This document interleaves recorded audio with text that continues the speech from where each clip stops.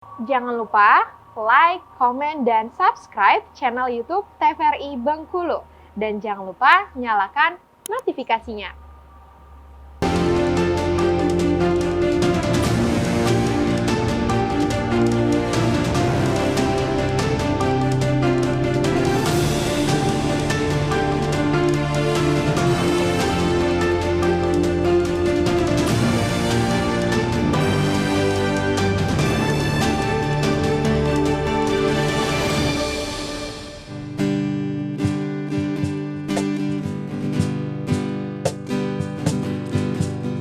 Haruskah kita berakhir cukup sampai di sini? Meski hati berkata tak mampu, tak ingin terlambat menyudahi keadaan ini. Meski ini jalan kita, haruskah kita berakhir cukup sampai di sini? Meski hati berkata tak mampu, tak ingin terlambat menyudahi keadaan ini. Mungkin ini jalan kita. Dan lagi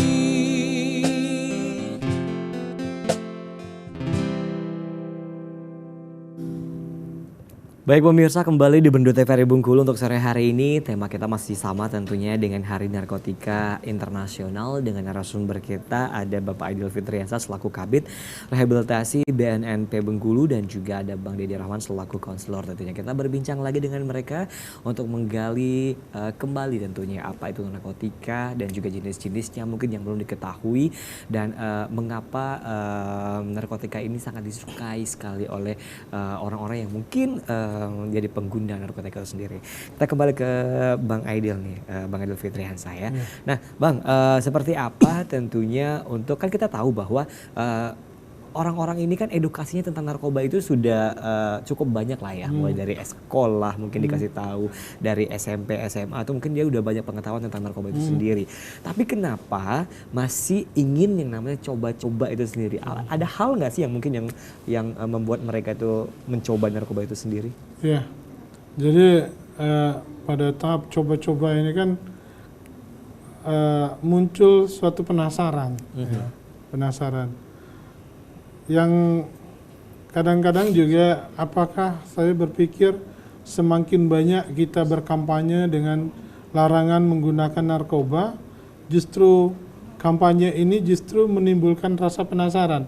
Padahal kita menyampaikan ini sampai tuntas, artinya sampai pada berakhir pada entah itu masuk penjara, meninggal karena overdosis, atau masuk rumah sakit jiwa karena gila gitu.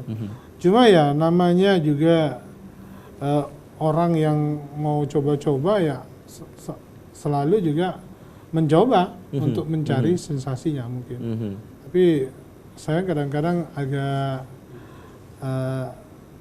agak hati-hati ya menyampaikan ini, jangan sampai di dalam mengedukasi kita justru menyampaikan informasi tentang bahayanya, lalu justru ini akan dijadikan anak-anak remaja untuk mencoba gitu. Oh gitu. Iya. Jadi, nah baik, untuk yang disampaikan sendiri pada saat edukasi itu sendiri apa saja biasanya? Oh, kalau edukasi biasanya dulu kita pakai kendaraan untuk pemberdayaan masyarakat juga, kita sampaikan di titik-titik berkumpul, umpama di pasar di mana-mana, tentang bahaya narkoba itu, bahwa narkoba ini melanggar undang-undang 35 tahun 2019, lalu dengan melanggar undang-undang tentunya juga hal-hal yang merugikan buat dirinya, buat keluarga, buat semua akan mempunyai dampak apabila sudah menggunakan narkoba itu.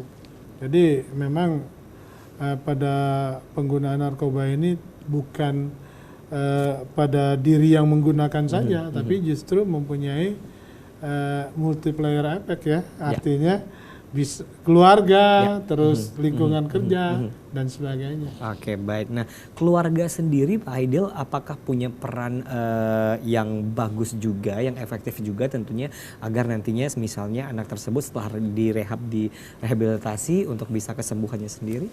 Ya, itu sangat penting. Kita membuat kelompok family support group.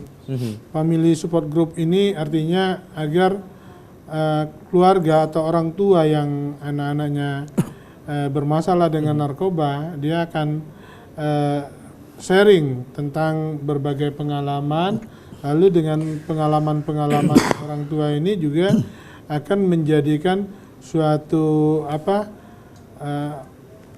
suatu ajaran ya, suatu pengetahuan buat orang tua bahwa dengan menggunakan narkoba maka dampaknya akan seperti ini.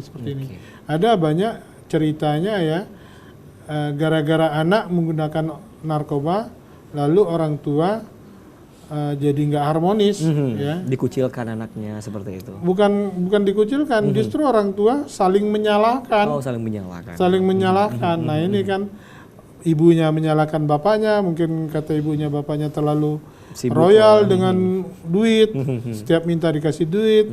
Bapaknya juga menyalahkan ibunya, kata bapaknya tugas ibu adalah melihat, mendampingi anak, sementara bapak keluar bekerja cari duit untuk menafkahi.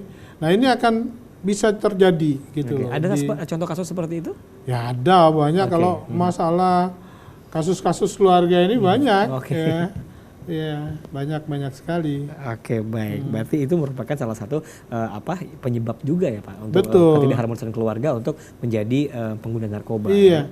Justru saya kalau memang udah mereka saling menyalahkan dalam satu keluarga ini chaos lah ya.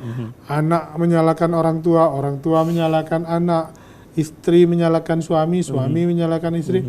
Akhirnya kita dorong untuk udahlah saya bilang kita terapi family aja lah. Terapi family. Iya, terapi family. Akhirnya kita minta bapak, ibu, anak atau ada tantenya atau ada yang orang yang paling dekat dengan dia di rumahnya, maka nanti kita suruh, kita minta supaya dilakukan konseling ya secara bersamaan agar kita tahu di mana sih titik masalahnya ini, sehingga kita sadar betul bahwa tidak selamanya di dalam lingkungan keluarga itu satu orang aja yang selalu benar. Artinya bisa jadi benar dianggap bapaknya, belum tentu juga benar menurut anaknya. Oke, betul. Jadi ada terapi family-nya ya Pak ya.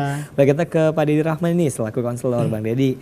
Nah, kan untuk pengedar ini sendiri kan manisnya luar biasa nih dalam mereka merayu agar kita mencoba atau juga mencicipi dari narkoba itu sendiri. Ada tips nggak sih dari Bang Dedi selaku konselor tentunya untuk tidak tergoda dengan manisnya rayuan dari pengedar itu sendiri untuk mencicipi dari narkoba ini sendiri?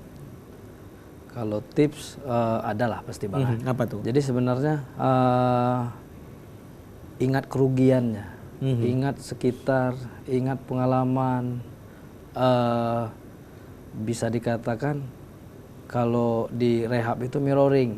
Mirroring itu apa itu? Mirroring. Kita bercermin dengan masalah orang, dengan kesalahan yang orang lain buat. Jangan sampai kita buat kesalahan yang sama. Seperti itu juga narkoba. Kita juga udah tahu berapa banyak ya kan bandar yang ditangkap, banyak pemakai yang Bapak bilang tadi, ada yang gila, ada yang ke rumah sakit, bahkan ada yang overdosis. Itu udah tips Bang untuk jangan mulailah, jangan mencobalah terkait dengan narkoba. Itu udah real.